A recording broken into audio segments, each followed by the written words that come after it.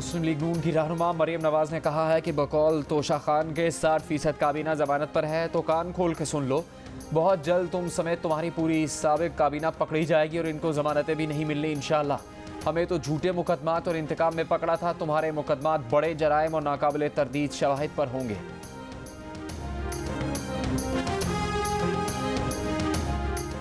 Election commission के बाहर एहतजाज ना करो, ये बताओ 45,000 अरब का कर्जा क्यों लिया। विफाकी वजीर इत्तलात मरीम औरंगजेब का सवाल, कहा इमरान खान और शहबाज शरीफ के सऊदी अरब के दौरे में फ़र्क है। वजीर आजम शहबाज शरीफ के साथ सिर्फ 13 लोग सऊदी अरब जाएंगे। वजीर आजम ने कहा है कि जिसने जाना है वो ज़ाती खर्च पर जाएगा। हालिया लोड शेडिंग की वजह गुज़िश्ता हुकूमत की नाअहली है।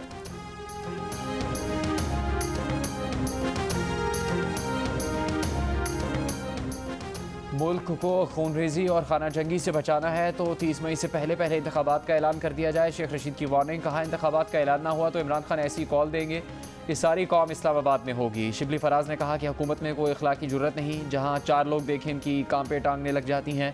फारूक हबीब ने कहा कि इलेक्शन कमीशन के रास्ते कंटेनर्स लगाकर सील कर दिए गए। लाहौर में यास्मीन राशिद ने मुजाहिरीन से खिताब में कहा कि लोटों को फौरी तौर पर डी-सीट किया जाए।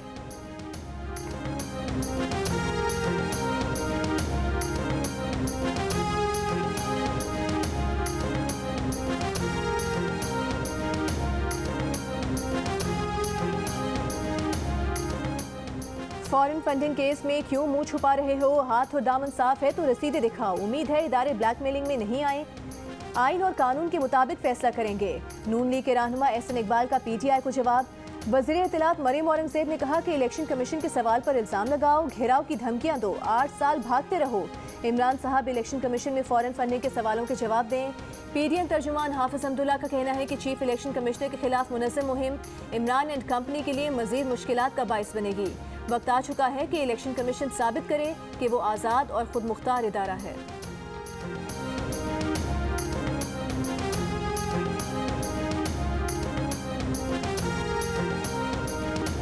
इलेक्शन कमीशन ने कहा है कि कौमी असम्बली के 20 मेंबरान के खिलाफ स्पीकर कौमी असम्बली ने डिक्लेरेशन 14 अप्रैल को चीफ इलेक्शन कमिश्नर को भिजवाए।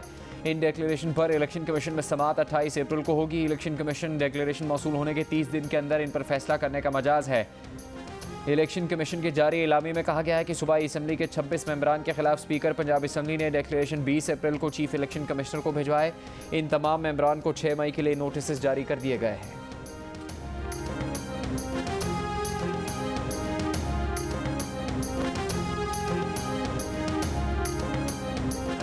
कर रहा हूं कि नूर आलम अपने हलके में आए और वोट मांगे लोगों से।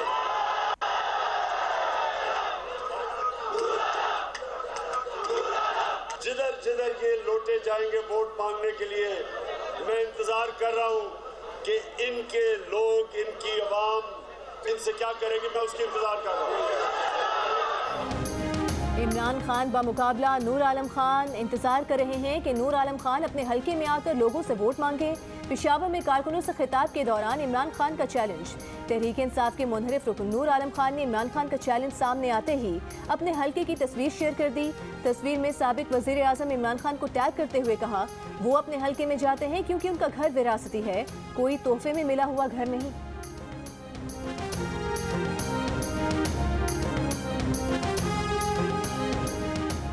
ईद उल फितर पर 2 से 5 मई तक तातीलात का ऐलान, नोटिफिकेशन जारी। वज़ीर आज़म शहबाज शरीफ को ईद उल फितर पर 3 छुट्टियों की समरी भिजवाई गई थी। वज़ीर आज़म ने ईद उल फितर पर 4 दिन छुट्टियों की मंजूरी दी।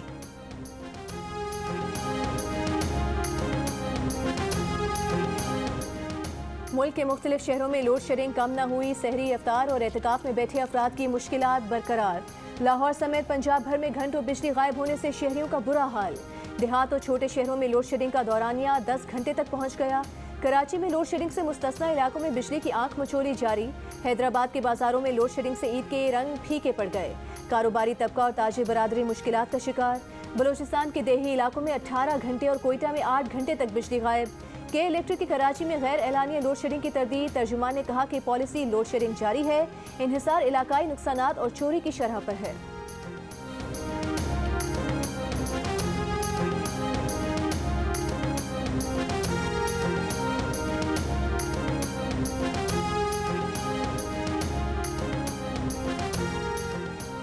वज़ीर-ए-आज़म की 1 मई से मुल्क में लोड शेडिंग मुकम्मल ख़त्म करने की हिदायत। वज़ीर-ए-आज़म की ज़ेर सदारत बिजली की एलानी गैर एलानी लोड शेडिंग पर हंगामी इजलास। ब्रीफिंग में बताया गया कि 1 साल से ज़्यादा बंद पड़े 27 बिजली घरों में 20 को फ़ाल कर दिया गया। 20 बिजली घरों के दोबारा चलने से बिजली की पैदावार बढ़ी है। लोड शेडिंग की बड़ी वजह साबिक़ हुकूमत का ईंधन की बर वक्त फराहमी का मनसूबा ना होना है। मौजूदा हुकूमत ने 2 हफ्ते में ईंधन का इंतज़ाम किया।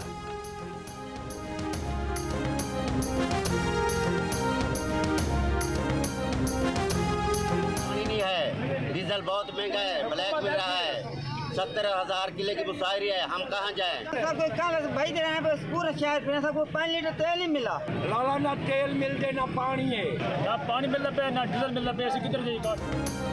ओबरा की जखीरा अंदोजों के खिलाफ कार्रवाई की धमकी काम न आई। बहावल नगर और बहावलपुर समेत पंजाब के मुख्तलिफ शहरों में डीजल का बहरान कम न हुआ। ज़राई मशीनें बंद होने से किसान परेशान, फसलें मुतासर होने का खदशा। लोधरा में किसानों का सड़क बंद करके एहतजाज। किसानों का कहना है कि पानी और डीजल न होने से कपास की बुआई मुतासर हो रही है।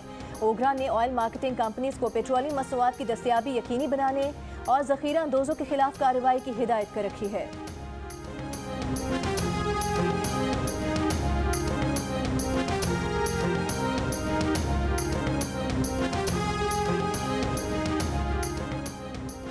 वफाकी वज़ीर ख़जाना मिफ्ता इस्माइल ने तहरीक इंसाफ पर तंज करते हुए कहा है कि इक़्तिदार के अंधों की ऑपोजिशन में जाते ही बेनाई लौट आई। 2 हफ्ते में ही गुर्बत और महंगाई नजर आने लगी। खुदा करे कुछ शर्म भी वापस आ जाए, थोड़ा सच बोलें।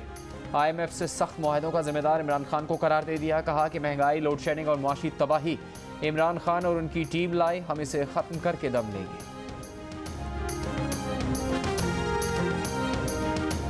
मुल्क में ईद के बाद अगला महीना हंगामा खेज होगा। साबिक वज़ीर दाखिला शेख रशीद का दावा। कहा IMF के दबाव पर सब्सिडी खत्म करने से हुकूमत अपनी सियासी कब्र खो देगी, जिससे हुकूमत मुखालिफ तहरीक को ज़बरदस्त ईंधन मिलेगा। इस्तीफे लिए भी जा सकते हैं और दिए भी जा सकते हैं। शेख रशीद के बयान पर रद्द अमल में वज़ीर दाखिला राना सनाउल्लाह ने कहा, जो कहता था तहरीक अदम एतमाद नाकाम है, वो अब नया चूरन बेचने आ गया है। सियासत में कोई हंगामा नहीं होगा क्योंकि गुंडे और बदमाश अब मुल्क पर मुसल्लत नहीं। ये वही झूठा शख्स नहीं जो कहता था कि अब सियासत नहीं करूंगा।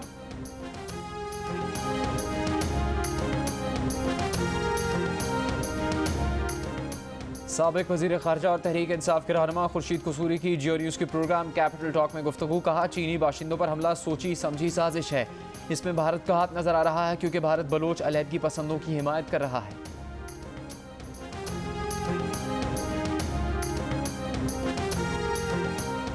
बिलावल भुट्टो जरदारी की ज़ेर सदारत पीपल्स पार्टी की CEC का ऑनलाइन इजलास। मरकजी क़यादत मुल्क के मुख्तलिफ हिस्सों से शरीक। सियासी सूरत हाल का जायजा। नए हुक्मरान इत्तेहाद के अहदाफ और मुतवक्के कानून साजी पर मुशावरत। ज़राए के मुताबिक बिलावल आज इस्लामाबाद रवाना हो जाएंगे। कल बतौर वज़ीर ख़ारिजा हलफ उठाएंगे।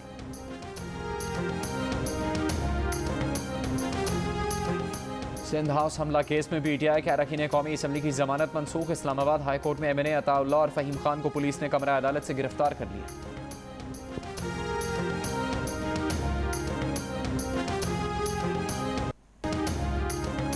नून लीग के सेनेटर इरफान सिद्दीकी ने कहा है कि कारकर्दगी छोड़ें, ये देखें कि इमरान खान, असद कैसर और कासिम सूरी ने किस तरह आइन और अखलाकियात की धज्जियां बिखेरी, पंजाब असम्बली को किस तरह अखाड़ा बनाया, गवर्नर पंजाब क्या गुल खिला रहे हैं और सदर आरिफ अलवी क्या सुनहरी तारीख लिख रहे हैं।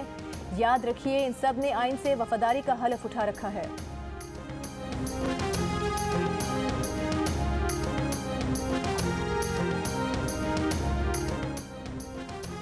%70 पाकिस्तानियों ने महंगाई और अखराजात के पूरा ना होने का पाकिस्तान का सबसे बड़ा मसला करार दे दिया। 44% ने बेरोजगारी और 42% ने करप्शन को मुल्क के अहम मसाइल की फहरिस्त में शुमार किया। 38% पाकिस्तानियों का कहना है कि नई हुकूमत ये मसाइल हल कर लेगी। 29% ने कहा कि नई हुकूमत मसाइल हल नहीं कर सकती, जबकि 29% पाकिस्तानियों ने ही इस पर दरमियाना मौक़िफ़ इख्तियार किया। पल्स कंसल्टेंट के सर्वे के मुताबिक 38% पाकिस्तानियों ने नई हुकूमत की सलाहियतों पर भरोसा जाहिर किया।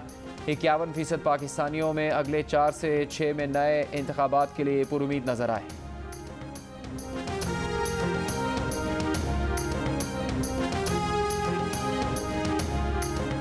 लाहौर की अदालत ने साबिक DG FIA बशीर मेमन को बेकसूर करार दे दिया। FIA ने अदालत में मौक़िफ़ इख्तियार किया कि बशीर मेमन किसी मुकदमे में मतलूब नहीं। बशीर मेमन ने जमानत की दरख्वास्तें वापस ले लीं। बशीर मेमन पर मनी लॉन्ड्रिंग समेत 3 मुकदमा दर्ज थे। बशीर मेमन ने जियो न्यूज़ के प्रोग्राम आज शाहजेब खानजादा के साथ में गुफ्तगू करते हुए कहा था कि इमरान खान हुकूमत ने धमकी दी थी कि अहकामात ना मानने पर मिसाल बना दिया जाएगा।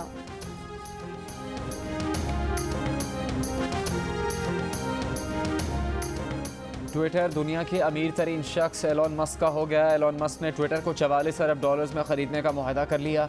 दुनिया की महंगी तरीन बिजनेस डील फाइनल हो गई। ट्विटर ने मस्क की 54.20 डॉलर फी शेयर में ख़रीदने पर पेशकश कबूल कर ली। मुआहदे के बाद एलोन मस्क ट्विटर के वाहिद सबसे बड़े शेयर होल्डर बन गए हैं। ये अब तक किसी भी प्राइवेट कंपनी को ख़रीदने का सबसे बड़ा सौदा है।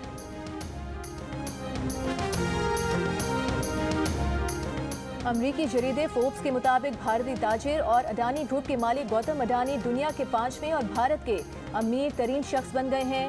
59 साला गौतम अडानी के असासों की कुल मालियत 123.7 अरब डॉलर यानी 23,000 अरब रुपए से ज़ायद तक पहुंच गई। उन्होंने अमरीकी बिजनेसमैन वॉरेन बफेट को दुनिया की अमीर तरीन शख्सियात की फहरिस्त में पीछे छोड़ दिया। साबिक ऑलराउंडर अब्दुल रज़ाक का हेयर स्टाइल तवज्जो का मरकज़ बन गया। साबिक कप्तान इंज़माम उल हक, शाहिद आफरीदी और वकार यूनुस भी मुतासर हुए बिना न रह सके। शाहिद आफरीदी ने तो पूछ लिया कि ऐसी कटिंग करवाई कहाँ से।